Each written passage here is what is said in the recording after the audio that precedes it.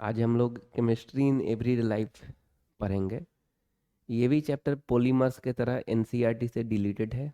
JEE और NEET के syllabus में नहीं है, सिर्फ बिहार बोर्ड के सिलेबस में है। बहुत सारा टर्म इसमें देखने को मिलेगा जो एवरीडे लाइफ में यूज आता है। मेडिकल टर्म्स वगैरह भी देखने को मिलेगा उसमें। तो देखते हैं। अच्छा, एक और बात, पीपीटी के फॉर्म में है तो पहले क्या करोगे, देख लोगे, सुन लोगे। कहीं पे अगर लगे कि थोड़ा पॉज करके सोच लेना चाहिए इतना बात को, तो पॉज करके सोच भी लोगे, मंथन कर लोगे। उसके बाद फिर आगे का देखना ही स्टार्ट करोगे। जब पूरा देख लेंगे उसके बाद उसको लिखेंगे कॉपी में और उसके बाद याद करेंगे। ठीक है, तो देखते हैं। Some important terms. Some important terms में पहला नंबर जो टर्म्स आता है, ड्रग्स। ड्रग्स क्या होता है ना। पहले तो ड्रग्स सुनते ही ना दिल में अजीब लगने लगता है कि नशेड़ी गजरी सब यूज करता है। ऐसा नहीं है। ड्रग्स में ही प्रोसेस को अप्लाई करके, बहुत सारा प्रोसेस को अप्लाई करके मेडिसिन बनाते हैं जो कि हम लोग लेते हैं डिजीज को ठीक करने में। तो ड्रग्स क्या होता है, ऐसा नहीं है कि ये ठीक है, उसका एक दूसरा भी रूप है। जब ज़्यादा मात्रा में मेडिसिन भी अगर लेने लगता है आदमी, बहुत सारा नशेड़ी गजरी सब जो होता है वो मेडिसिन को ही ज़्यादा मात्रा में लेने लगता है। अ, कुछ लोग तो अलग अलग टाइप का वाइटनर वगैरह सूंघने लगता है ना। तो वो सब फिर बेकार फॉर्मेट में आ जाता है, गलत फॉर्मेट में आ जाता है। लेकिन ड्रग्स मतलब मोटा मोटी तौर पे देखा जाए तो मेडिसिन। इन डेप्थ अगर जाएं तो ड्रग्स और मेडिसिन में डिफरेंस है। क्या डिफरेंस है, ड्रग्स में बहुत सारा प्रोसेस को अप्लाई जब करते हैं तब जाके मेडिसिन बनता है। ड्रग्स में एडिक्शन प्रॉपर्टी होता है, लत लगने का टेंडेंसी होता है। ड्रग्स अगर लोगे तो मन करेगा और ले ले और ले ले, इस तरह से। सबके साथ ऐसा नहीं होता होगा, फिर वही नशेड़ी गजरी टाइप का आदमी सबके साथ ऐसा होता होगा। मेडिसिन में एडिक्शन प्रॉपर्टी नहीं होता है, लत लगने का टेंडेंसी नहीं होता है। दवाई किसको पसंद है। हम्म, जब हम ये ये सब टर्म जब बोलते हैं ना, तो ये सब नॉर्मल के लिए बोलते हैं, जनरल के लिए बोलते हैं। 98% 99% आदमी के लिए बोलते हैं। 1-2% फालतू भी होता है जो दवाई को ही बहुत सारा पैरासीटामोल ले लेगा या फिर सिरप ले लेगा और उसको फिर अलग अलग फॉर्मेट में उसको इधर उधर करके और ड्रग्स के रूप में, वो नशा के रूप में वो लेता है। लेकिन जनरली अगर देखेंगे तो बहुत सारा आदमी तो ऐसा होता है जो जाता है डॉक्टर से दिखाता है, जैसे ही ठीक हो गया, अगर मान लो 10 दिन का दवा लिखा, 4 दिन में ठीक हो गया तो छोड़ देता है। हालांकि डोज पूरा करना चाहिए लेकिन छोड़ देता है ना। तो ड्रग्स में क्या होता है, एडिक्शन प्रॉपर्टी होता है। मेडिसिन में एडिक्शन प्रॉपर्टी नहीं होता है। ड्रग्स बायोलॉजिकल रिस्पॉन्स देता है ना। और medicine biological useful biological response देता है। मेडिसिन क्या करता है, यूजफुल बायोलॉजिकल रिस्पॉन्स देता है। तो ड्रग्स और मेडिसिन में ये सब डिफरेंस है। लेकिन हाँ, ड्रग्स से मेडिसिन बनता है। जितना भी मेडिसिन है वो सबको ड्रग्स बोल सकते हो, लेकिन जितना भी ड्रग्स है वो सबको मेडिसिन नहीं बोल सकते हो। कुछ ड्रग्स ऐसा भी होता है जो यूजफुल बायोलॉजिकल रिस्पॉन्स नहीं देता है, या ज़्यादा क्वांटिटी का यूज कर देते हैं तो यूजफुल बायोलॉजिकल रिस्पॉन्स नहीं देता है, तो उसको फिर मेडिसिन नहीं बोलते हैं। ठीक है, तो डिफिनीशन के फॉर्म में अगर लिखना हो तो क्या लिखेंगे, ड्रग्स क्या होता है, वैसा केमिकल जिसका मोलिकुलर मास कम हो, मैक्रोमोलिकुल से जुड़े और बायोलॉजिकल रिस्पॉन्स दे, उसी को क्या बोलते हैं, ड्रग्स बोलते हैं। थोड़ा दिमाग में करते जाना है ये सब बात जब बोल रहे हैं तो। एक बार तो सुनते समय बैक ऑफ द माइंड चलना ही चाहिए। ठीक है, वो अलग बात है कि 5-6 मिनट बाद फिर दिमाग से निकल जाएगा, लेकिन ठीक है ना, तो उसीलिए तो हम लोग लिखते हैं फिर याद करते हैं। लेकिन एक बार सुनते समय दिमाग में चलना चाहिए। तो ड्रग्स क्या है, केमिकल है जिसका मोलिकुलर मास कम है, ये मैक्रो मोलिकुल से इंटरेक्ट करता है और बायोलॉजिकल रिस्पॉन्स देता है, उसी को क्या बोलते हैं, ड्रग्स बोलते हैं। ठीक है, नेक्स्ट बात, जब पेशेंट के द्वारा ड्रग्स लिया जाता है, नर्सरी गजरी के द्वारा नहीं, पेशेंट के द्वारा जब ड्रग्स लिया जाता है, तो वो कौन कौन सा मैक्रो मोलिक्यूल्स से जाके जुड़ता है? तो 4 मैक्रो मोलिक्यूल से जाके जुड़ता है, protein, carbohydrate, lipids, nucleic acid. क्या क्या चीज़ से जुड़ता है? Protein, carbohydrate, lipids, nucleic acid. तो यही बात लिखा हुआ है, when drug taken by a patient it interact with macromolecules such as protein, carbohydrate, lipid and क्या, nucleic acid, and these are called drug target. इस ड्रग टारगेट का definition मत याद करने लगना, ये नहीं पूछेगा। ये पूछेगा कि जब पेशेंट के द्वारा ड्रग्स लिया जाता है तो कौन कौन सा मैक्रोमोलिक्यूल से जाके जुड़ता है, तो वो चारों याद कर लेंगे, प्रोटीन, कार्बोहाइड्रेट, लिपिड्स और क्या, न्यूक्लिक एसिड। इधर ड्रग्स का डिफिनेशन याद कर लेंगे, ये है ना। Next, classification of drugs. Drugs को कितना तरह से क्लासिफाई करते हैं? तो 4 तरह से क्लासिफाई करते हैं। पहला on the basis of pharmacological effect, दूसरा on the basis of drug action, तीसरा on the basis of chemical structure, चौथा on the basis of molecular target. फिर से एक बार, ड्रग्स को कितना तरह से क्लासिफाई करते हैं? तो 4 तरह से क्लासिफाई करते हैं। पहला on the basis of pharmacological effect, दूसरा on the basis of drug action, तीसरा on the basis of chemical structure, तो चौथा on the basis of molecular target. On the basis of pharmacological effect, है ना, ये डॉक्टर को help करता है कि किस डिजीज में कौन सा मेडिसिन को, ड्रग्स को प्रेस्क्राइब्ड किया जाए। ये किसको हेल्प करता है on the basis of pharmacological effect? Doctors को हेल्प करता है ना। On the basis of molecular target, ये केमिस्ट को हेल्प करता है। केमिस्ट मतलब दवा के दुकान वाला। हालांकि उसके लिए एक अलग रूल है कि वो बी फार्मा किए रहना चाहिए, उसके बाद उसको बैठना चाहिए, है ना। लेकिन बहुत सारा आदमी, मैक्सिमम तो तुमको ऐसा ही मिल जाएगा जो ऐसे ही बस दवाई का दुकान खोला चला रहा है ना। हालांकि उसको भी नॉलेज हो जाता है, एक्सपीरियंस हो जाता है धीरे धीरे, है ना। तो उसमें कोई दिक्कत नहीं है। तो हाँ, तो क्या होता होगा, जैसे कोई डॉक्टर जो है ना दिखाए, तो वो दवा लिखा, अब वो ले जाके तुम कोई दवाई के दुकान पे दिखा रहे हो, ठीक। एक तो डॉक्टर जो दवा लिखता है, तो मैक्सिमम जगह क्या होता है कि उसी जगह दवाई खाना होता है, उसी में मिल जाता है ना। उसमें तो सब मिल जाएगा, क्योंकि वो उसी टाइप का लिखता है जो उसके पास है अवेलेबल, है ना, उसमें मिल जाता है। लेकिन कई लोग क्या होता है, जो डिस्काउंट लेने के कारण दूसरे दुकान में लेता है, उस दुकान में नहीं लेगा क्योंकि वो डिस्काउंट नहीं देता है जनरली। तो दूसरे दुकान में जब जाता है, तो मान लो कि बहुत सारा दवा, 4-5 दवा लिखे हुए है, जिसमें 3 दवा मिल गया एकदम सेम सेम वही जो लिखे हुआ है, एक दो दवा नहीं मिला है, लेकिन उसका कंपोजिशन है, उसका उस कंपोजिशन का दूसरा कंपनी में है, तो बताता होगा कि इस कंपोजिशन का दूसरा कंपनी में है, लीजिएगा क्या, है ना। कोई कोई तो फालतू दुकानदार होता है, वो ऐसा ही दे देता है बिन पूछे हुए, पूछ के देना चाहिए, बिन पूछे हुए दे देता है। लेकिन कोई कोई पूछता है कि ये यही कंपोजिशन का दूसरा कंपनी में है ना। तो वो क्या चीज़ के बेसिस पे पूछता है? On the basis of molecular target, कि कंपोजिशन तो सेम है ना, तो काम सेम करेगा, अलग अलग कंपनी वाला है तो नाम अलग अलग दे दिया है। जैसे पैरासीटामोल कालपोल कंपनी का भी आता है, सिप्ला कंपनी का भी आता है, सोनाफी एक कंपनी का नाम है, उसका भी आता है जिसका कॉम्बी फलाम नाम है। डोलो सुने होगे, डोलो भी आता है। तो इतना है, सबका कंपोजिशन पैरासीटामोल है, कंपनी का नाम अलग अलग है, उसलिए अलग अलग दवाई का नाम लिख दिए हुआ है ना। तो ये मोलिकुलर टारगेट किसको हेल्प करता है? केमिस्ट को हेल्प करता है आइडेंटिफाई करने में कि अच्छा कंपोजिशन सेम, मतलब ठीक है ये।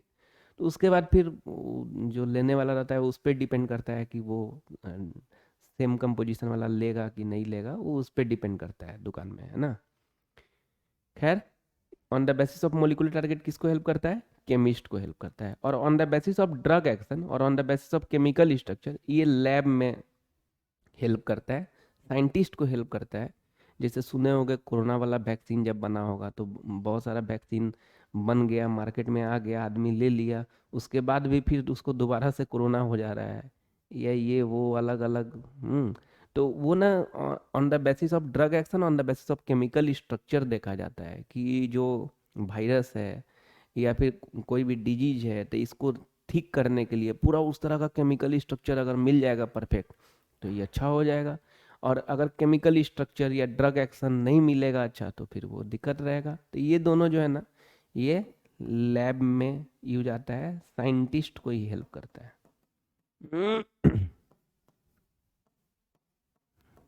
कौन सा साइंटिस्ट? जो नया नया मेडिसिन का खोज करता है, ठीक है।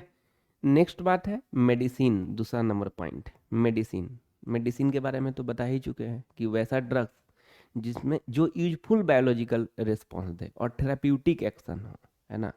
थेराप्यूटिक मतलब वही होता है, कोई डिजीज है तो उसको ठीक कर देने को क्या बोलते हैं? थेराप्यूटिक बोलते हैं। तो the drugs which produce therapeutic and useful biological response is called क्या? मेडिसिन्स। ठीक है भाई। तो दो डिफिनीशन इसमें याद करना है, एक तो ड्रग्स का और एक मेडिसिन्स का।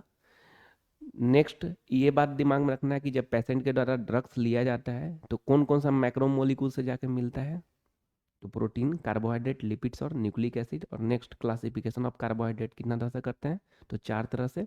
On the basis of pharmacological effect, on the basis of drug action, on the basis of chemical structure, on the basis of molecular target. Next, chemotherapy.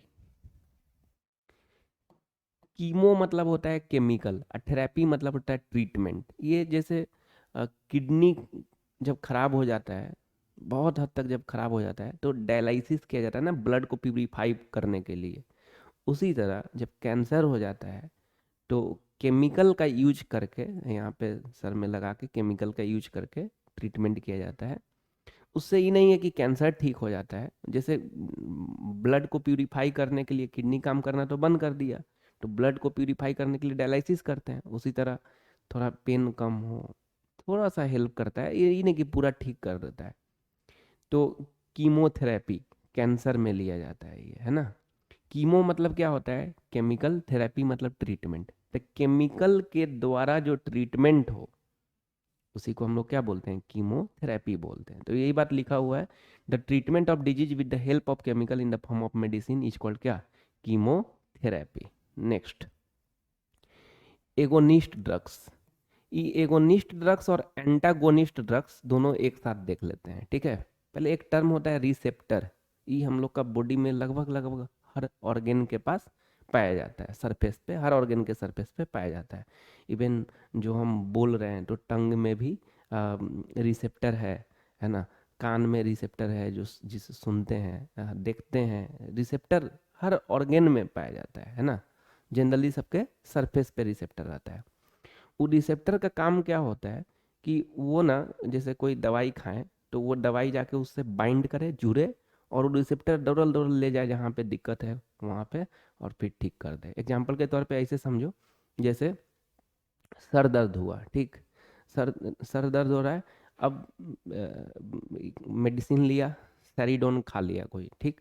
अभी सेरिडोन गया, तो पहले ना जाके रिसेप्टर के पास जाएगा, और रिसेप्टर के पास जाके बाइंड कर लेगा। अब रिसेप्टर ले जाएगा वहाँ पे और इसको ठीक कर देगा, है ना।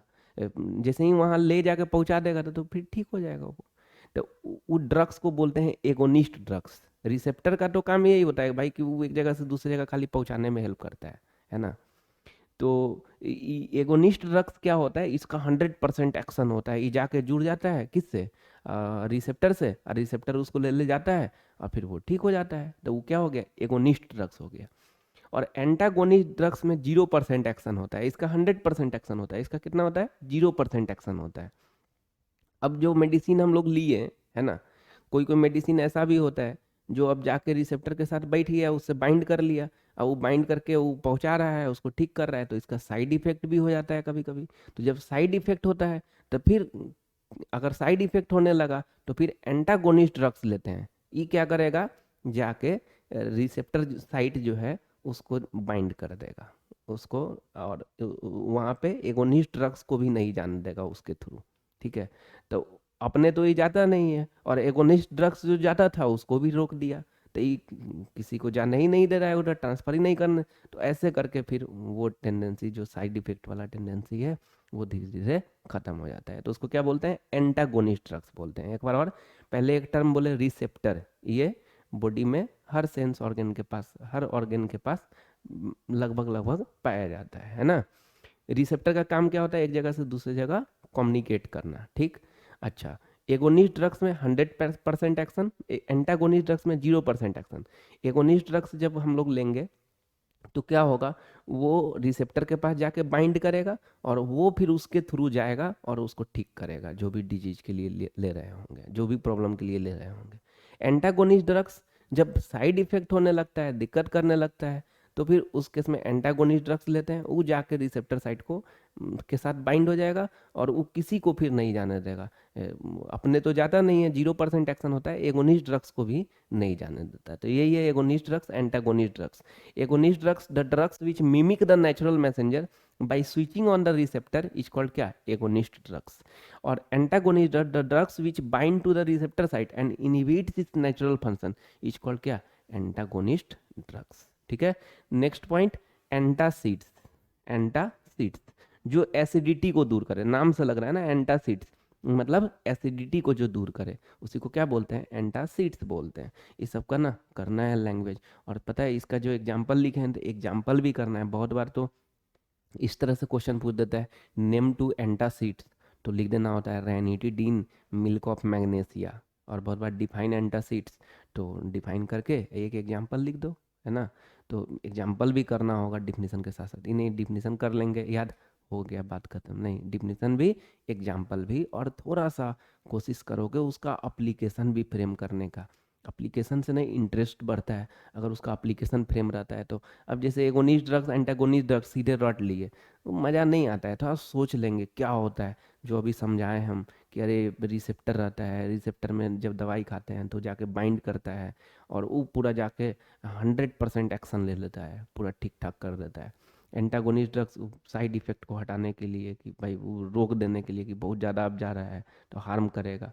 तो ये सब सोच के जब सब जानते रहेंगे और तब याद करेंगे ना, तो मज़ा आएगा। ठीक है। तो एंटासिड क्या होता है, जो एसिडिटी को रिड्यूस करे। इसके एग्जांपल रेनिटिडीन और क्या, मिल्क ऑफ मैग्नेशिया।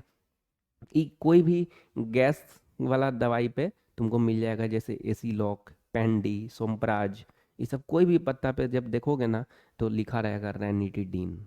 इसका काम क्या होता है, एसिडिटी को दूर करना, है ना। और घर में अगर होगा एसीलॉक या फिर इन फ्यूचर कभी डॉक्टर दे, तो ज़रूर देखना है, ये सब मिलाना है कि हाँ है कि नहीं जो सर बोले थे।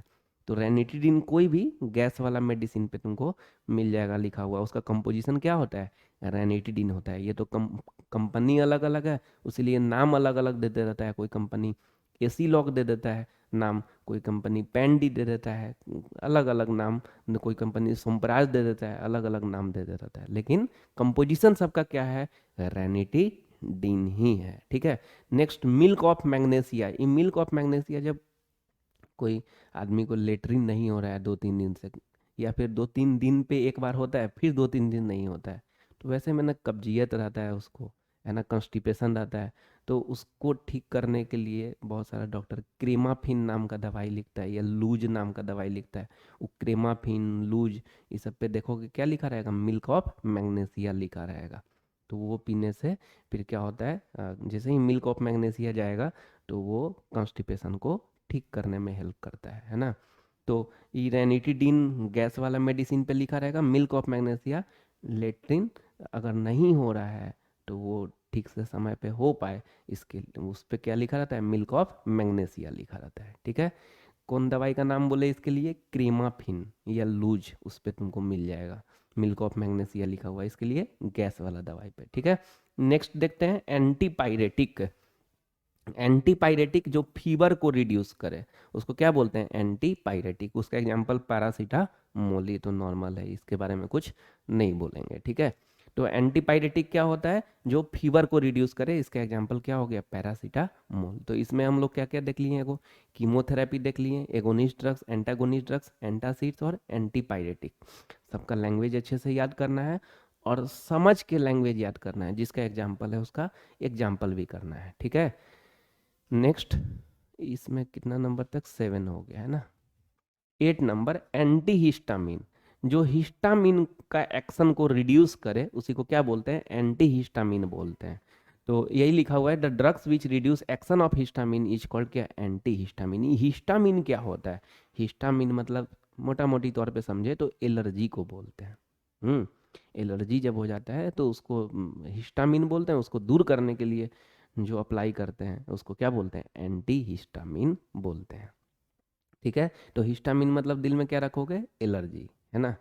और एंटी हिस्टामिन मतलब एलर्जी को दूर करने वाला मेडिसिन को या ड्रग्स को क्या बोलते हैं, एंटी हिस्टामिन बोलते हैं। इसका एग्जांपल है ब्रोमफेनिरामिन, टरफेनाडिन, ईटीसी।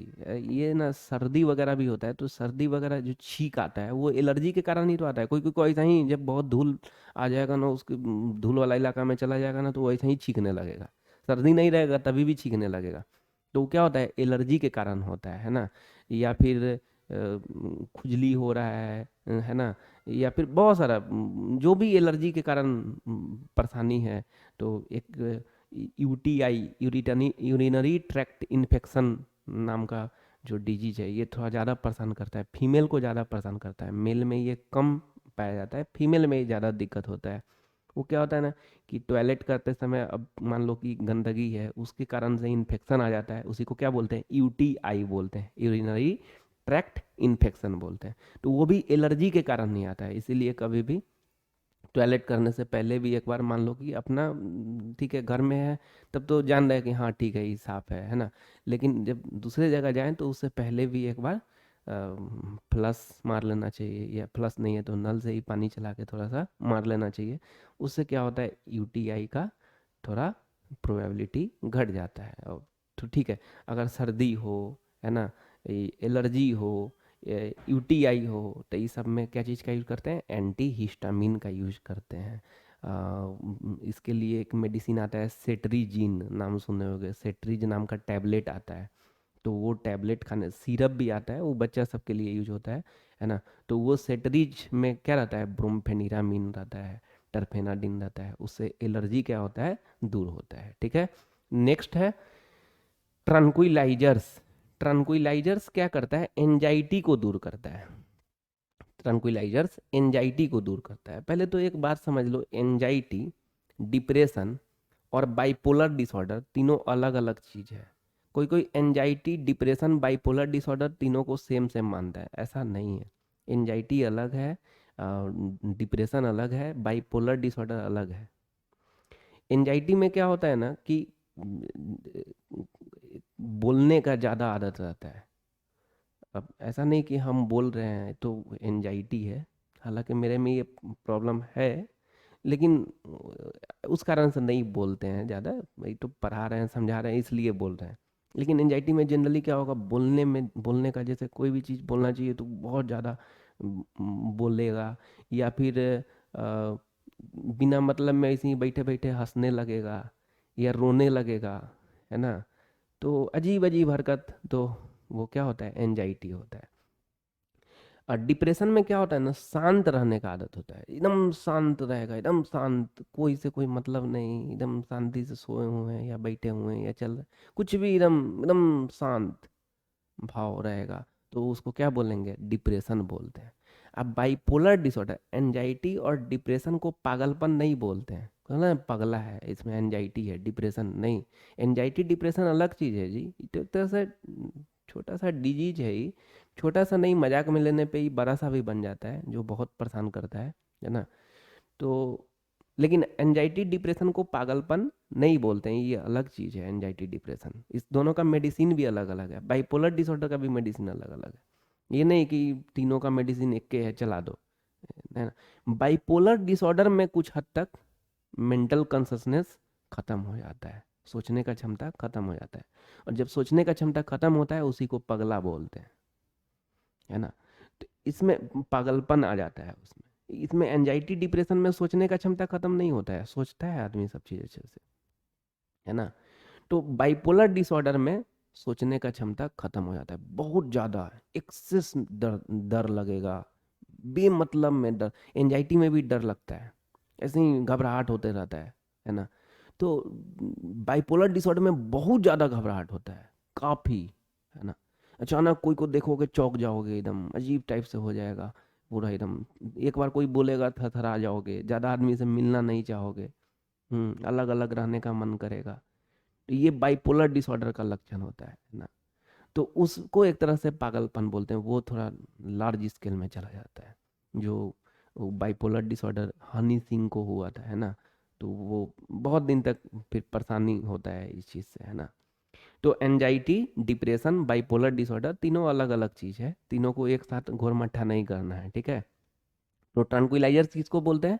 जो एंजाइटी को दूर करे उसको ट्रैंक्विलाइजर्स बोलते हैं। इसका एग्जांपल है नोराड्रेनालिन, इक्वानिल, ये सब कंपोजिशन है जो दिया जाता है। इक्वानिल तो टैबलेट, इक्वानिल नाम का टैबलेट भी आता है जो एंजाइटी में दिया जाता है। लेकिन ध्यान रखना है, जैसे चलो कुछ हद तक एंटी हिस्टामिन, मतलब जो सेट्रीज टैबलेट बोले, एंटी पायरेटिक पैरासीटामोल बोले, एंटासिड बोले, वो मिल्क ऑफ मैग्नेसिया वाला, रेनिटिडिन वाला, एसी लॉक, ये सब है कि अपने भी आदमी यूज कर लेता है, कोई दिक्कत नहीं है ना। और यूज करता ही होगा बहुत सारा घर में। मान लो गैस बन रहा है तो थोड़ा ना जाता है वो कि एकदम ना चलिए डॉक्टर साहब से दिखाने, बन रहा है नया नया, बच्चा को बन रहा है, खिला दिया, एक दो टाइम खिलाया, ठीक हो गया, हो गया। फिर बुखार लगा तो पहले तो नॉर्मल, ज़्यादातर फैमिली में क्या होता है कि पहले ऐसे ही पैरासीटामोल खिलाया जाता है 2-3 दिन, ठीक हुआ तो हुआ, नहीं ठीक हुआ तब फिर डॉक्टर से कंसल्ट करता है। लेकिन ये सब ऐसा है ना कि ये सब कंसल्ट करके ही लेना चाहिए, क्योंकि डोज इस सब के लिए बहुत इम्पोर्टेंस रखता है ना। तो ये नहीं कि थोड़ा सा लग रहा है एंजाइटी टाइप का, तो अपने से गए मार्केट से खरीद के ले आए इक्वानिल, अब बस खा लिए, नहीं, इस ये बिना कंसल्ट का नहीं यूज करना चाहिए। तो इससे क्या होता है, एंजाइटी दूर होता है। दूसरा नेक्स्ट बात ये कि डिप्रेशन के लिए ना नोराड्रेनालिन वैल्यू लो हो जाता है। अगर कोई पर्सन में नोराड्रेनालिन लो है, कम है, नोराड्रेनालिन एक तरह से मूड चेंज पर्पज को देखा जाता है, तो वो कम है, इसका मतलब वो डिप्रेस्ड है। ये जैसे ब्लड को क्या चीज़ से देखते हैं, कौन सा पैरामीटर से देखते हैं? हेमोग्लोबिन से देखते हैं, है ना। हेमोग्लोबिन अगर जो रेंज है उससे में ठीक है, ज़्यादा है तो अच्छा बात है फिर, है ना। अगर कम है तो मतलब ब्लड कम है। अगर कोई का हेमोग्लोबिन 7 पॉइंट है या 8 पॉइंट है, इसका मतलब ब्लड उसमें कम है। जनरली 12 से अगर ज़्यादा है, 10 से भी ज़्यादा है तो ठीक ठाक माना जाता है। किडनी को कैसे देखते हैं? क्रिटिनिन से देखते हैं, क्रिटिनिन से देखते हैं। क्रिटिनिन अगर कम है, रेंज में है, तो ठीक ठाक है। और क्रिटिनिन अगर ज़्यादा हो गया तो फिर किडनी का कुछ परेशानी है। लीवर को एसजीपीटी, एसजीओटी से देखते हैं। ऐसे टेस्ट करने का बहुत सारा उपाय होता है, लेकिन जनरली ब्लड टेस्ट का ही हम बता रहे हैं कि इस चीज़ से देखते हैं। लीवर का एसजीपीटी, एसजीओटी से देखते हैं। लीवर फंक्शन टेस्ट सुने होंगे ना, एलएफटी, उसमें मेन पैरामीटर, बहुत सारा पैरामीटर होता है, मेन पैरामीटर ये एसजीपीटी, एसजीओटी होता है। उसी तरह थायराइड को टीएसएच से देखते हैं, फिर वही बात, उसमें भी टीएसएच वाला, TSH, T3 T4 complete profile ये आता है तीनों। लेकिन मेन पैरामीटर क्या होता है? टीएसएच होता है थायराइड देखने के लिए। उसी तरह अगर कोई पर्सन में नोराड्रेनालिन का वैल्यू लो है, इसका मतलब उसमें एंजाइटी है, सॉरी, डिप्रेशन है।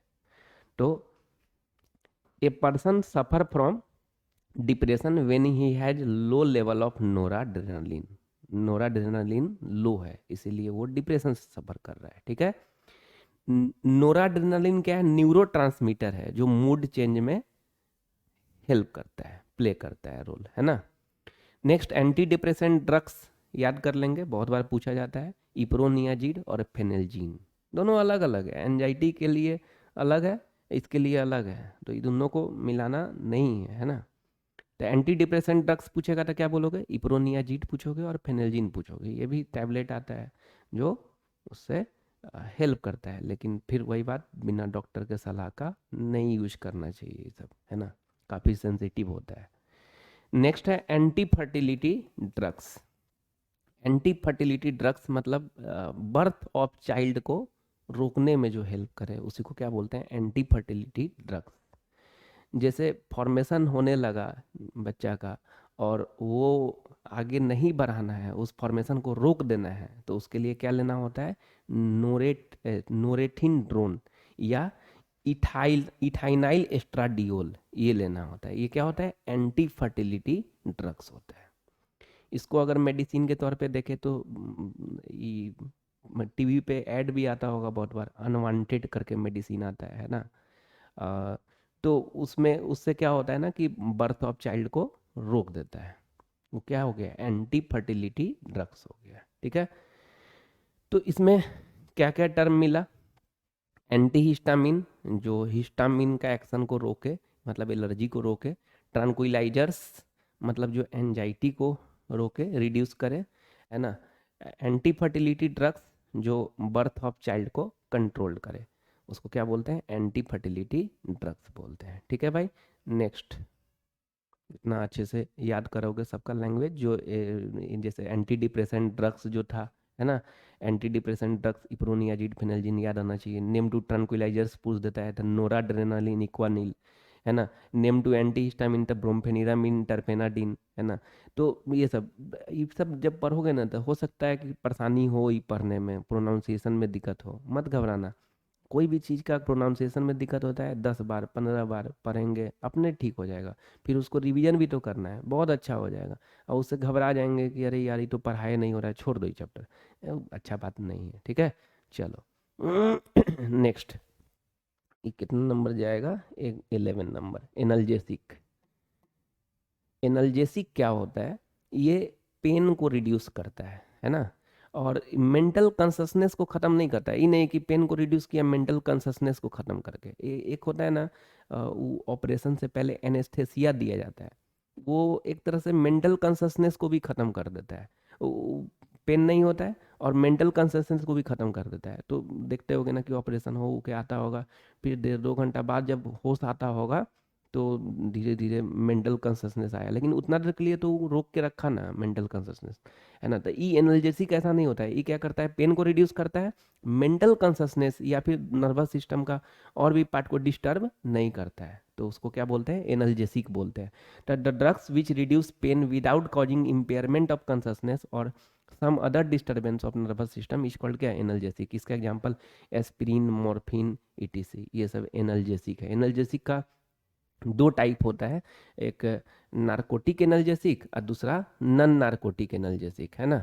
नारकोटिक एनाल्जेसिक क्या होता है? जो पेन को रिड्यूस करे, है ना। और जब अगर ज़्यादा डोज में ले ले तो नींद आए खूब, तो उसको क्या बोलते हैं? नारकोटिक एनाल्जेसिक बोलते हैं। हालांकि अगर नॉर्मल डोज में भी लेते हैं ना तो तब भी नींद आता है नारकोटिक एनाल्जेसिक में, है ना। तो यहाँ पे the drugs which is use to reduce pain and produce sleep when taken in higher doses is called क्या? Narcotic analgesic. एग्जांपल मॉर्फिन, ये दर्द वगैरह में जो पेन होता है ना, तो उस केस में यूज करते हैं मॉर्फिन का। कोडेइन और हेरोइन, ये सब ना कफ सिरप में पाया जाता है। खांसी के लिए जो सिरप यूज करते हैं, जैसे एस्कोरिल सुने होंगे, कोरेक्स डीएक्स सुने होंगे। हालांकि एस्कोरिल में पाया जाता है कोडेइन, उस पर तो साफ साफ लिखे रहेगा कि कोडेइन कंपोजिशन पाया जाता है। कोरेक्स डीएक्स में थोड़ा कम पाया जाता है। सारा खांसी वाला जो सिरप होता है ना, उसमें ऐसा नहीं कि एकदम भरपूर मात्रा में, कुछ अमाउंट में कोडेइन, हेरोइन, ये सब पाया जाता है, ठीक है। तो जितना भी खांसी वाला देखोगे सिरप, उसमें क्या पाया जाएगा? कोडेइन, हेरोइन, ये सब पाया जाएगा। फिर वही बात, ये कोडेइन हेरोइन बहुत बदनाम भी है कि तो ड्रग्स है, मेडिसिन के तौर पे भी यूज करते हैं। और इसमें तो ऐसा भी नहीं है कि नहीं हम तो ड्रग्स नहीं लेते हैं। ये वो खाना के मामले में वेजिटेरियन नॉन वेजिटेरियन चलता है ना। दवाई के मामले में नौटंकी करिएगा, ख़त्म फिर, है ना। उस केस में तो ऐसा नहीं भाई, लेना ही पड़ेगा, है ना। तो कोडेइन, हेरोइन, ये सब का क्या चीज़ का? खांसी का सिरप जो आता है उसमें आता है। तो वो देखते हो गए, ये एहसास होता होगा कि अरे जब वो लेते हैं ना, जब मान लो कोरेक्स डीएक्स या फिर एस्कोरिल जब लेते होगे तो नींद आता होगा, खूब सोते होगे, है ना। अच्छे से नींद आता होगा, ऐसे रात में नींद उन खुल भी जाता होगा, तो वो जब पी लोगे तो नींद एकदम शानदार टाइप का आएगा। लेकिन बिना मतलब का नहीं लेना चाहिए, फिर वो हार्म करता है जी, है ना। नेक्स्ट है, it is used for the narcotic analgesic जो है, इसका यूज क्या क्या चीज़ में करते हैं? तो पोस्ट ऑपरेटिव पेन। ये पोस्ट ऑपरेटिव पेन ना, सर्जरी जब होता है ना उसके जस्ट बाद जो ठीक हो, जैसे ही थोड़ा सा उसके बाद जो पेन होता है उसको क्या बोलते हैं? पोस्ट ऑपरेटिव पेन बोलते हैं। कार्डियक पेन, हार्ट में जो पेन होता है अचानक से एकदम दर्द होने लगता है, तो उसको terminal pen of terminal cancer, cancer में भी घाव वगैरह हुआ हुआ है, उसी को तो बोलते हैं ना एक तरह से, तो उसमें दर्द तो होता ही है। तो वो पेन पेन दूर करने के लिए ये सब का यूज करते हैं। और इन चाइल्ड बर्थ के समय यूज करते हैं, है ना। किसका? मॉर्फिन वगैरह का यूज करते हैं। तो ये जो है ना, अब देखो पता है क्यों ये ड्रग्स लेने वाला आदमी फालतू होता है, उसको बहुत दिक्कत होता है। इसलिए कि कोई आदमी है, ठीक, और उसको ना कोई बीमारी हुआ, जैसे उसका किडनी खराब हो गया, ठीक, तो उसको मेडिसिन देगा डॉक्टर। तो जो मेडिसिन देगा तो पहले कम पावर वाला मेडिसिन देगा, उसका डोज कम रखेगा। अब फिर जैसे ही 1-2 साल खाएगा ना, अगर अच्छा हो रहा है, ठीक हो रहा है, तो ठीक है, डोज और घटा देगा। लेकिन उसके बावजूद भी अगर ठीक नहीं हो पा रहा है, जनरली यही होता है किडनी वाला में, है ना, हार्ट वाला में, ये सब परमानेंटली खाया जाता है। थायराइड वाला में ये सब परमानेंटली दवाई खाना होता है। तो अब मान लो कितना दिन तक ये डोज से सुनता रहेगा, बाद में क्या होगा कि ये असर करना बंद कर देगा एक लेवल के बाद, तो फिर उसका डोज बढ़ा देता है ना, उसका डोज बढ़ा देता है, तब जाके वो असर करता है। तो ये चीज़ दिक्कत होता है। तो मान लो कि कोई नशेड़ी गजरी भंगेरी सब है, वो ये भी यूज करने लगा, ड्रग्स भी यूज करने लगा, तो उसके उसमें ना, जब अगर उसको कैंसर हो गया ना, तो या हार्ट का कुछ बीमारी हो गया, उसको बड़ी दिक्कत होता है। क्योंकि उसको तो लगभग लगभग हमेशा लेने का आदत है। तो उस पे तो ये फिर मेडिसिन के फॉर्म में देगा, तो फिर सूट नहीं करेगा उस पे, क्योंकि उससे ज़्यादा पावर का वो ड्रग्स के ई में लेता है, रेशियो में लेता है। उसको क्या सूट करेगा ये? वो फिर दर्द से बाप बाप चिल्लाएगा। ये बहुत कष्टदायक होता है। यही सब चीज़ की बहुत दिक्कत होता है। उसीलिए ना, एज लाइक ड्रग्स यूज नहीं करना चाहिए, एज लाइक मेडिसिन। और एज लाइक मेडिसिन भी कब? जब कोई डिजीज होता, कोई कोई ऐसे ही कि हाँ बस यूज कर लो, इसमें भी अच्छा लगता है ना, तो वैसे यूज नहीं करना चाहिए। चलो, तो it is use for the relief of post operative pain, cardiac pain and pain of terminal cancer and in child birth, है ना। नेक्स्ट पॉइंट, नार्कोटिक एनाल्जेसिक जो है, ई ओपियम पॉपी से ऑप्टेंड होता है, जिसको ओपिएट्स बोलते हैं। रटना नहीं है, समझ के दिमाग में रख लेना है। Next, narcotic, non narcotic analgesic. Non narcotic analgesic, analgesic का दो टाइप ना, एक नार्कोटिक एनाल्जेसिक, एक non narcotic analgesic. Narcotic analgesic क्या होता है? जो पेन को दूर करे, और ज़्यादा डोज में अगर ले ले तो नींद आए, तो उसको नार्कोटिक एनाल्जेसिक बोलते हैं। Non narcotic analgesic skeletal pain को दूर करता है, हड्डी वाला दर्द को दूर करता है ना। नन नार्कोटिक एनाल्जेसिक, इसका एग्जांपल क्या होता है? एस्प्रिन होता है। तो नन नार्कोटिक एनाल्जेसिक का, the drugs which reduce skeletal pain is called क्या? Non narcotic analgesic. इसका एग्जांपल क्या हो गया? एस्प्रिन हो गया, ठीक है। नेक्स्ट, ये जो एस्प्रिन है, ये ना प्लेटलेट कोगुलेशन को रिड्यूस करता है। प्लेटलेट से ना एनर्जी, अगर प्लेटलेट अगर बहुत कम हो गया ना, तो एनर्जी बहुत कम, फिर वो आदमी बहुत कमज़ोर हो जाता है ना, ठीक से चलने में नहीं बनेगा, बहुत सारा चीज़ दिक्कत होता है।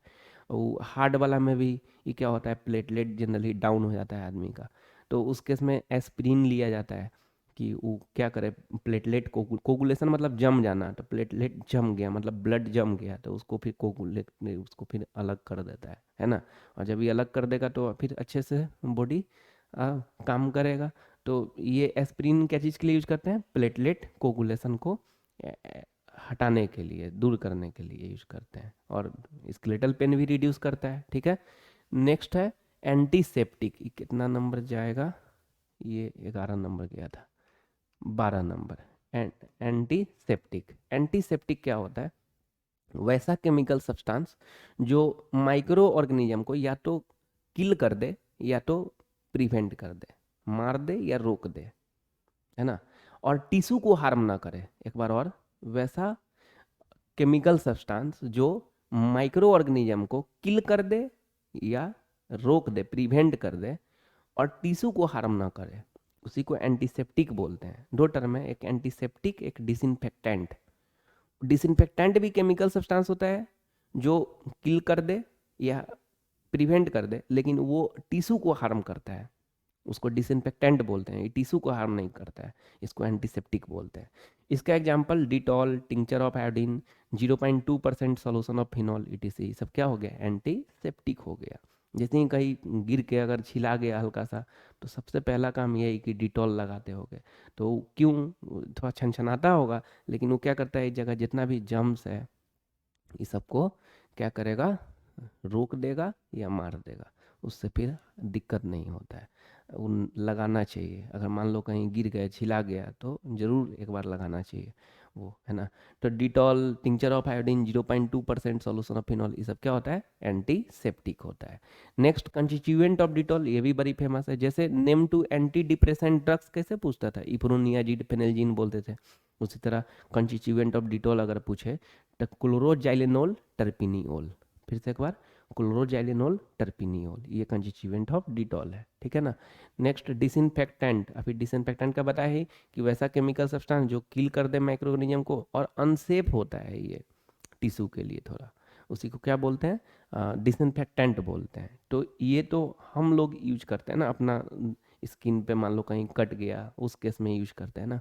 ये हम लोग अपने पे यूज नहीं करते हैं, कपड़ा को जो साफ करता है लॉन्ड्री में, तो उस केस में ब्लीचिंग एजेंट का यूज किया जाता है। बहुत ज़्यादा अगर गंदगी है तो उसको ठीक कर दे, साफ कर दे। या फिर ब्लीचिंग एजेंट का यूज ऐसे भी कि मान लो कि कहीं पे बहुत दिन से वाटर लॉगिंग हो, पानी लगा हुआ हो और उसको साफ करना है उस जगह को, तो पहले तो पानी हटे, सूख जाएगा अगर, तो फिर बहुत सारा उस जगह बैक्टीरिया रहता है, वो बैक्टीरिया को ख़त्म करने के लिए ब्लीचिंग पाउडर छीट देते हैं ऊपर से, है ना, कि ठीक हो जाए। तो वो ब्लीचिंग पाउडर का यूज करते हैं। 1% सॉल्यूशन ऑफ फिनॉल, ये ध्यान रखना।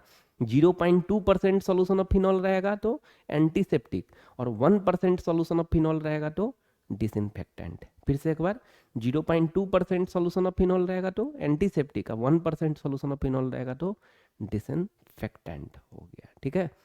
Next, antibiotic. ये एंटीबायोटिक क्या है, ये तो सुने होंगे एंटीबायोटिक ना, कि ये क्या करता है कि रोक, ग्रोथ ऑफ बैक्टीरिया या माइक्रो ऑर्गेनिज्म को रोक देता है या मार देता है, उसी को क्या बोलते हैं, एंटीबायोटिक बोलते हैं। एंटीसेप्टिक और एंटीबायोटिक में डिफरेंस होता है। एंटीसेप्टिक केमिकल सब्सटेंस जो ग्रोथ ऑफ माइक्रो ऑर्गेनिज्म को रोका, है ना, वो ड्रग्स नहीं है, एंटीबायोटिक ड्रग्स है। द ड्रग्स विच किल और prevent the growth of bacteria and other micro organism is called क्या, एंटीबायोटिक। नहीं वहां पे भी तो यही बात लिखवाए थे, किल और प्रिवेंट, यहाँ पे भी वही बात। नहीं, ये हम लोग खाते हैं, ये डिटॉल क्या खोल के जैसे छिला गया था पी लेते हो क्या खोल के एक ढक्कन, नहीं, वो तो लगाते हैं ना जी।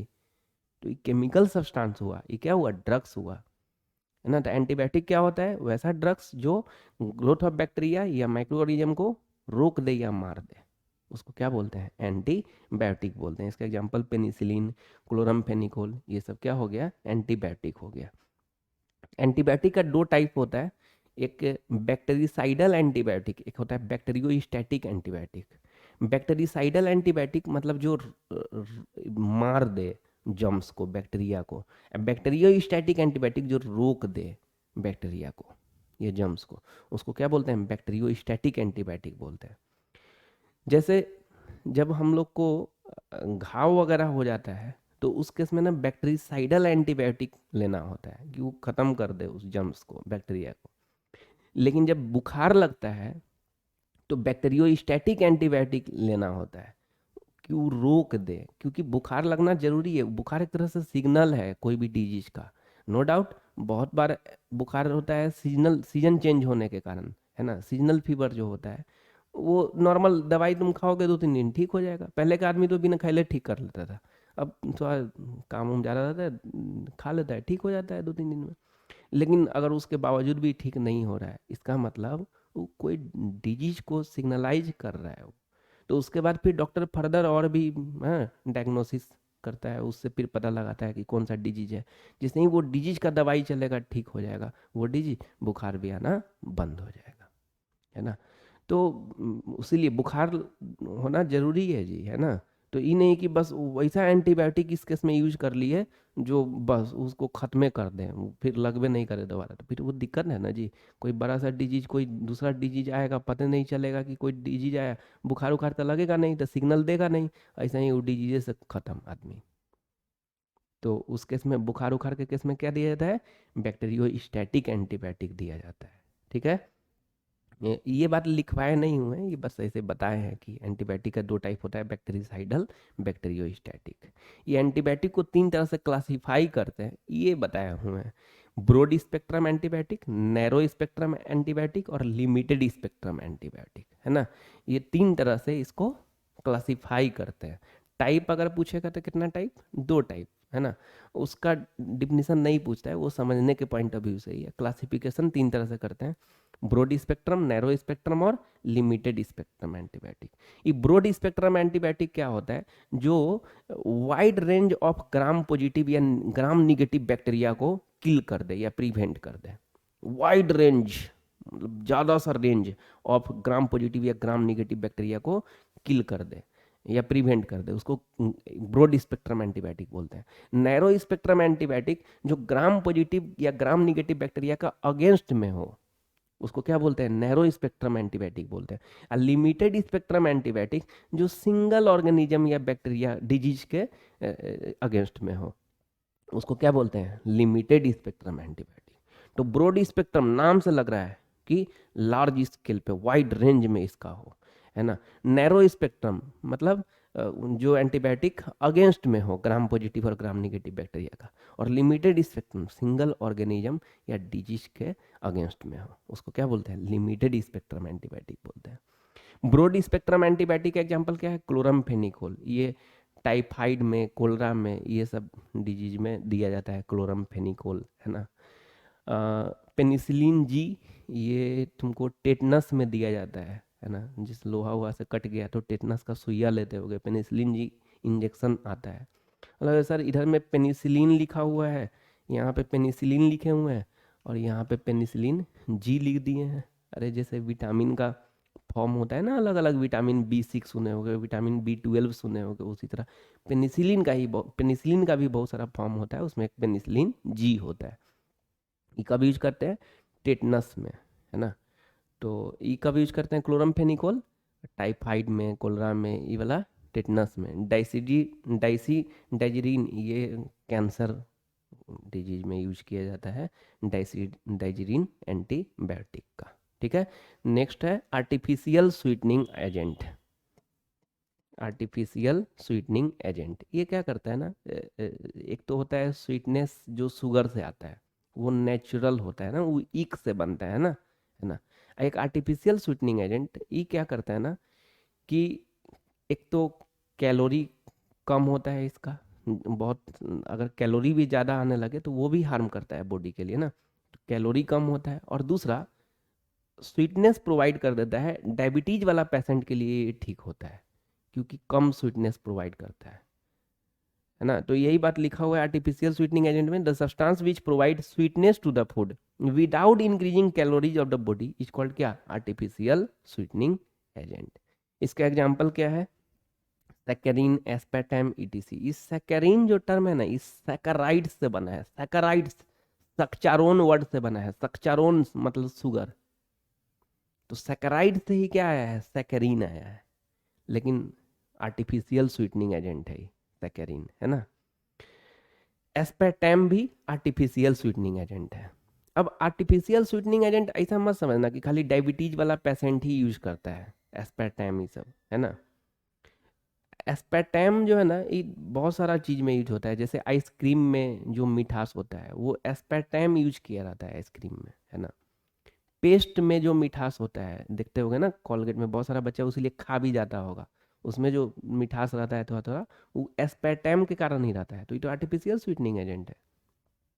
आइसक्रीम हो गया, पेस्ट हो गया, च्युइंगम हो गया, च्युइंगम में भी जो मिठास रहता है वो एस्पार्टम रहता है ना। तो ऐसा नहीं है कि खाली डायबिटीज वाला पेशेंट ही यूज करता है ये वाला सैकरीन और एस्पार्टम, बहुत सारा नॉर्मल चीज़ में भी, बहुत सारा डेयरी प्रोडक्ट में भी यूज होता है एस्पार्टम का। तो एस्पार्टम का यूज कहाँ कहाँ तुमको मिल जाएगा, पेस्ट में जो मिठास होता है उसमें एस्पार्टम रहता है, शुगर सुक्रोज नहीं रहता है, वो एस्पार्टम रहता है, उसी का पार्ट है, हालांकि आर्टिफिशियल स्वीटनिंग एजेंट है ना। च्युइंगम में और पेस्ट में, च्युइंगम में और आइसक्रीम में, ये तीन चीज़ दिमाग में रख लो, है ना। नेक्स्ट बात, uses of artificial sweetening agent, ये अभी बताया कि एक तो कैलोरी कम हो, और दूसरा डायबिटीज वाला पेशेंट के लिए सब्स्टिट्यूट बन जाता है एक तरह से ये। तो uses of artificial sweetening agent to control intake of calorie as a substitute of sugar for diabetic, मतलब डायबिटीज वाला पेशेंट। नेक्स्ट, ये जो डायबिटीज वाला पेशेंट के लिए जो मिठाई बनता है या फिर कोई भी वैसा खाना बनता है जो जिसमें चीनी का यूज किया जाए, तो वो कौन कौन सा, सुक्रालोज और सैकरीन का यूज किया जाता है। सुक्रालोज और क्या चीज़ का, सैकरीन का यूज किया जाता है। तो ये बात लिखा हुआ है, sweetening agent is use in the preparation of sweets for diabetic patient is sucralose and क्या, सैकरीन। रटना नहीं है, समझ के रखना है, फ्रेम कर लेना है कि जो स्वीटनिंग एजेंट यूज होता है डायबिटीज वाला पेशेंट में, सुक्रालोज बोलते हैं और सैकरीन बोलते हैं, ठीक है। Next, food preservatives. इन नाम से लग रहा है कि फूड को प्रिजर्व कर देता है। बहुत सारा चीज़ ऐसा होता है ना जो जिसमें फूड प्रिजर्वेटिव्स जरूरी ही होता है मिलाना, फिर अच्छा लग ही नहीं सकता है। तो यही है food, the chemical substance which is use to protect food against bacteria mold CTC is called क्या, food preservatives. Example sodium benzoate, sugar, common salt, vegetable oil ETC, ये सब क्या हो गया, फूड प्रिजर्वेटिव्स हो गया। जैसे मछली, ऐसे ही नहीं कि जैसे होता है ना चिकन, आदमी, बहुत आदमी नहीं, कुछ आदमी बॉईल करके ऐसे ही खा लेता है, लेकिन मछली ऐसे ही नहीं कि हाँ ऐसे ही करके खा लिए बना के। उसको फ्राई करना होता है, ऑयल का यूज करना होता है, नमक मिलाना होता है, मसाला मिलाना होता है। बहुत बेकार टाइप का स्मेल करता है, अगर ऐसे ही कोई यूज कर लेगा तो वो अच्छा नहीं होगा जी, बहुत हार्म करेगा। तो ये सब मसाला वगैरह जब मिला के फ्राई जब कर देता है तो उसका स्मेल लगभग लगभग खत्म हो जाता है, लगभग लगभग के खत्म हो जाता है उसके बाद। तो ये फूड को प्रिजर्व कर दिए, इसको प्रिजर्व कर दिए। तो फूड प्रिजर्वेटिव्स का बहुत बड़ा रोल होता है। ये क्या करता है, ये प्रोटेक्ट करता है बैक्टीरिया से, मोल्ड से, ये सब से। तो इसको क्या बोलते हैं, फूड प्रिजर्वेटिव्स बोलते हैं, ठीक है। नेक्स्ट है सिंथेटिक डिटर्जेंट। सिंथेटिक डिटर्जेंट क्या होता है, तो द सोडियम और potassium salt of sulfonated long chain hydrocarbon is called क्या, सिंथेटिक डिटर्जेंट। इसका एग्जांपल सोडियम लोराइल सल्फेट, इसको शॉर्ट में SLS भी बोलते हैं, ठीक है, सोडियम लोराइल सल्फेट को। ये कहाँ यूज होता है, तो ये भी पेस्ट में यूज होता है। बोलोगे सर अभी आप एस्पेटाइम बताएं पेस्ट में, अरे यार तो पेस्ट, फिर वही बात, कोई चीज़ एक इंग्रेडिएंट से थोड़े ना बन जाता है, हाँ लो ये हो गया ये पेस्ट, ऐसा नहीं है, उसमें बहुत सारा इंग्रेडिएंट रहता है ना। तो जो मिठास रहता है पेस्ट में वो किसके कारण, एस्पेटाइम के कारण, है ना। और जो झाग बनता है पेस्ट से वो किसके कारण, सोडियम लोराइल सल्फेट के कारण, सोडियम लोराइल सल्फेट के कारण झाग बनता है। अगर पेस्ट होगा घर पे, होगा ही, है ना, अगर होगा क्या, होगा ही। तो उसमें थोड़ा देखोगे, अभी अभी इंग्रेडिएंट में देखोगे एक बार लिखा होगा सोडियम लोराइल सल्फेट, है ना। सोडियम लोराइल सल्फेट ना क्यों यूज करते हैं पेस्ट में, झाग बनने के लिए। कुछ पेस्ट में नहीं होता है, मैक्सिमम पेस्ट में रहता ही है इंग्रेडिएंट में सोडियम लोराइल सल्फेट। ये थोड़ा सा हार्म भी करता है अगर ज़्यादा मात्रा में यूज करे, अगर वो अंदर जाने लगे। इसीलिए बच्चा को ना अपने पास में ही रख के कराना चाहिए और बहुत कम अमाउंट में देना चाहिए पेस्ट, क्योंकि वो तो मीठा लगता है, खा जाता है बहुत बार, है ना। तो वो लंग्स को हार्म करता है और स्किन को ड्राई करता है वो। इसलिए शैम्पू वगैरह में भी होता है ये सोडियम लोराइल सल्फेट। तो अगर कोई का ऑलरेडी ड्राई स्किन है, तो ये ड्राई है अगर, तो उसमें ज़्यादा शैम्पू का यूज नहीं करना चाहिए, और ड्राई कर देगा वो फिर दिक्कत करता है। पेस्ट में तो पूरा ध्यान रखना चाहिए कि अंदर ना ही जाए, लंग्स को हार्म करता है। तो ये क्या क्या चीज़ में रहता है, पेस्ट में, शैम्पू में, बहुत सारा कॉस्मेटिक आइटम्स में भी रहता है सोडियम लोराइल सल्फेट। उसीलिए ज़्यादा ना लड़की सबको मेकअप वूकअप का यूज नहीं करना चाहिए, वो हार्म करता है स्किन के लिए, है ना। अच्छा नहीं होता है ज़्यादा यूज करना, बहुत हार्म करता है वो, पूरा स्किन को डल कर देगा, धीरे धीरे धीरे धीरे बेकार कर देगा। अब इसका ना कुछ अफवाह भी है कि सोडियम लोराइल सल्फेट, बहुत सारा लोग जानता उनता नहीं है, बस ऐसे ही अफवाह उड़ा देता है कि पेस्ट से ना अच्छा नहीं होता है, हाँ दतुअन से मुंह धोना चाहिए या मंजन से धोना चाहिए, पेस्ट ठीक चीज नहीं होता है। और फिर वही आदमी दतुअन से धोएगा, शैम्पू लगाएगा, उसमें भी तो सोडियम लॉराइल सल्फेट होता है। क्रीम लगाएगा, उसमें भी तो सोडियम लॉराइल सल्फेट होता है। तो ऐसा ही अफवाह है कि इसका यूज करने से कैंसर वगैरह हो जाता है, ये सब फालतू चीज़ है। साइंटिफिकली ये बात प्रूफ है कि इसको यूज करने से कैंसर नहीं होता है। हाँ, हार्म करता है स्किन को, लंग्स को हार्म करता है ना, लेकिन ये नहीं कि कैंसर हो जाता है। ठीक है, चलो नेक्स्ट बात, classification of synthetic detergent. Synthetic detergent का 3 टाइप होता है। एनायोनिक डिटर्जेंट, एनायोनिक डिटर्जेंट किसको बोलते हैं? The detergent which have large number of anionic part in their molecules is called क्या? Anionic detergent. नेक्स्ट है cationic detergent. Cationic detergent, the quaternary ammonium salt of amine with acetate chloride और bromide is called क्या? Cationic detergent. एक quaternary ammonium salt क्या होता है ये समझते हैं। Quaternary ammonium salt of amine, ये एमाइन है, इसमें अल्काइल हैलाइड मिला रहे हैं। ठीक, इसका एगो H, दूगो H है, तो एगो H इसका X भाग जाएगा। ठीक, बचा कथी, ई आर जाके यहाँ लग जाएगा, तो क्या हो जाएगा? R2NH। ये 1 डिग्री एमाइन है। 1 डिग्री एमाइन में अल्काइल हैलाइड मिलाया था, क्या बन गया? 2 डिग्री एमाइन बन गया। नहीं, फिर इसमें अल्काइल हैलाइड मिला दो, फिर इसका H इसका X भाग जाएगा, R यहाँ पे आके लग जाएगा, तो क्या हो जाएगा? R3N। ये क्या बन गया? 3 डिग्री एमाइन बन गया। नहीं, फिर इसमें अल्काइल हैलाइड मिला दो, यहाँ पे अल्काइल हैलाइड एक्सेस अमाउंट में यूज करना है, हमला मारता रहेगा। ठीक है, जब तक पूरा बर्बाद ना कर देगा। तो अब इसके पास H तो है नहीं कि X के साथ भागे, तो ये पूरा पूरा जाके जुड़ जाएगा, तो क्या हो जाएगा? R4N plus X minus. तो यही हो गया क्वाटनरी एमोनियम साल्ट। यही क्या हो गया? Quaternary ammonium salt of amine. तो यही बोलना चाह रहा था, quaternary ammonium salt of amine with acetate. अब आर के जगह पे CH3COO माइनस रख दो, Cl रख दो X के जगह पे, है Br रख दो, तो ये क्या हो जाएगा तुम्हारा? Quaternary ammonium salt of acetate chloride bromide. E R के जगह पे CH3COO माइनस नहीं, X के जगह पे। ऐसे X मतलब हेलोजन होता है, क्लोरीन ब्रोमीन आयोडीन फ्लोरीन ये सब होता है, लेकिन यहाँ पे CH3COO माइनस भी रखोगे तो यही बनाएगा। तो the quaternary ammonium salt of amine with acetate chloride bromide is called क्या? Cationic detergent. यहाँ रिएक्शन से तो कोई काम है नहीं, डिफिनीशन याद करना है, वो तो समझाने के लिए बताते हैं कि क्या होता है quaternary ammonium salt of amine. किस एमाइन ले लेंगे पहले, उसमें अल्काइल हैलाइड मिलाते चले जाएंगे, क्या बन जाएगा? Quaternary ammonium salt of amine. X के जगह पे चेंज करते जाओ तो ये सब का बनता चला जाएगा, उसी को क्या बोलेंगे? केटायोनिक डिटर्जेंट बोलेंगे। नेक्स्ट है नॉन आयोनिक डिटर्जेंट, है ना। ये हाई मोलिकुलर मास वाला अल्कोहल को और फैटी एसिड को जब मिला देते हैं तो ईस्टर बनता है। फैटी एसिड मतलब कार्बोजिलिक एसिड, तो ईस्टर बनता है।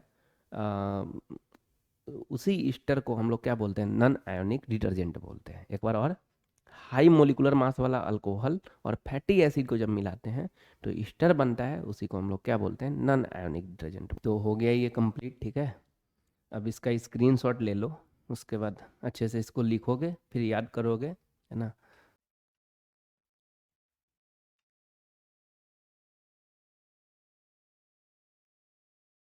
अब इससे रिलेटेड कुछ फोटो देखेंगे, नोट्स में इतना ही लिखना है, इसको अच्छे से याद करना है। वो फोटो से थोड़ा रिकॉल करेंगे जो अभी बात सब सुने हैं, जो एग्जाम्पल सब सुने हैं। जैसे ये देखो, AC लॉक है ना, 300 mg है, कम पावर वाला 150 mg भी आता है। AC लॉक देखो, इसमें रेनिटिडीन लिखा हुआ है ना, इसका मतलब ये क्या है? एंटासिड्स है, एंटासिड्स। ये क्रेमाफिन, इस पे मिल्क ऑफ मैग्नेशिया लिखा हुआ है ना। क्या बताए थे? मिल्क ऑफ क्रेमाफिन कब लिया जाता है? जब लेट्रिन ना हो, कॉन्स्टिपेशन ज़्यादा हो, है ना, 2 दिन 3 दिन के गैप पे होता हो, तो ये लिया जाता है। ये भी एंटासिड्स है ना। तो रेनिटिडिन और मिल्क ऑफ मैग्नेशिया ये एंटासिड्स के एग्जाम्पल में आ गया, है ना। ये एंटीपायरेटिक है ना, एंटीपायरेटिक, पैरासीटामोल। एंटीपायरेटिक का यूज कब करते हैं? फीवर को रिड्यूस करने के लिए, कम करने के लिए, हटाने के लिए, है ना। ये सेट्रीज और ये डाइम टैप, देखे होंगे एंटी हिस्टामिन का एग्जांपल ब्रोमफेनिरामिन, टर्फेनाडिन। ब्रोमफेनिरामिन का ही दूसरा नाम डाइम टैप होता है, ये चिल्ड्रंस के लिए है, कफ एंड एलर्जी। और ये इस पे तो लिखा नहीं हुआ है, लेकिन ये एलर्जी के लिए, ये सर्दी वगैरह में इसको यूज करते हैं। तो ये दोनों क्या हो गया, एंटी हिस्टामिन हो गया, एंटी हिस्टामिन, एलर्जी को दूर करने के लिए, ठीक है। नेक्स्ट, नोराड्रेनालिन और इक्वानिल, ये ट्रैंक्विलाइजर्स हो गया ना, ट्रैंक्विलाइजर्स एंजाइटी को दूर करने के लिए, ट्रैंक्विलाइजर्स है ना। इफेनेल्जीन एंटी डिप्रेशन ड्रग्स में जो सुने होंगे ना, इप्रोनियाजिड और phenelzine, anti depressant drugs, anti depressant drugs, ठीक है।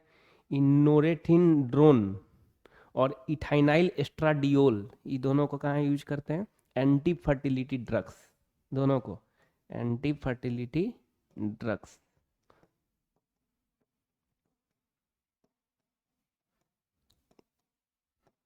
एंटी फर्टिलिटी ड्रग्स है ना। नेक्स्ट, ये एस्कोरिल, एनर्जेसिक हो गया ना, कोडेइन इसमें रहता है ना, कोडेइन, हेरोइन, ये सब, हेरोइन का कम मात्रा रहता है, कोडेइन का मात्रा रहता है। तो ये क्या हो गया, नार्कोटिक एनर्जेसिक का दो टाइप होता है ना, एक नार्कोटिक एनर्जेसिक, एक नॉन नार्कोटिक एनर्जेसिक। तो ये क्या हो गया, नार्कोटिक एनर्जेसिक, नार्कोटिक एनर्जेसिक। और ई एस्प्रिन हो गया non narcotic analgesic, non narcotic analgesic. ये तो एक तरह से कफ सिरप है, खांसी वगैरह में यूज करते हैं ये वाला, हार्ट में जब दर्द उखड़ता है ना उसके लिए, है ना। ये डिटॉल हो गया एंटीसेप्टिक ना, एंटीसेप्टिक। और ये ब्लीचिंग पाउडर हो गया डिसइंफेक्टेंट। दोनों में हल्का सा फर्क है, क्या फर्क है, दोनों केमिकल सब्सटेंस होता है। ये क्या करता है कि टिश्यू को हार्म नहीं करता है, ये टिश्यू को हार्म करता है, बाकी बैक्टीरिया को मारने में, रोकने में तो काम करता ही है ना। नेक्स्ट, क्लोरमफेनिकोल और पेनिसिल। क्लोरमफेनिकोल ई क्या है, ये टाइफाइड में यूज, एंटीबायोटिक है ये दोनों ना, क्लोरमफेनिकोल और पेनिसिलिन दोनों क्या है, एंटीबायोटिक है, एंटीबायोटिक है। ये कब यूज करते हैं, टाइफाइड कोलरा में। ये पेनिसिलिन जी भी एंटीबायोटिक है। ये कब यूज करते हैं, टेटनस में, है ना, टेटनस में। ये सेंटर फ्रूट च्युइंगम हो गया, सेंसोडाइन का पेस्ट है, और ये आइसक्रीम है। हालांकि कोई भी पेस्ट कोई एक ही ले सकते हैं ना, उसलिए ये लिए। कोई भी पेस्ट लोगे तो इसमें जो मिठास होगा वो आर्टिफिशियल स्वीटनिंग एजेंट एस्पर्टेम, किसके कारण आएगा, एस्पर्टेम के कारण आएगा ना, artificial sweetening agent, artificial sweetening agent, किसके कारण, एस्पर्टेम के कारण, है ना। और स्पेशली इसमें पेस्ट में सिंथेटिक डिटर्जेंट रहता है ना, सोडियम लॉराइल सल्फेट, सिंथेटिक डिटर्जेंट रहता है, सोडियम लॉराइल सल्फेट, ठीक है। तो ये सब बात लिखना नहीं है, बस ऐसे रिकॉल करने के लिए था।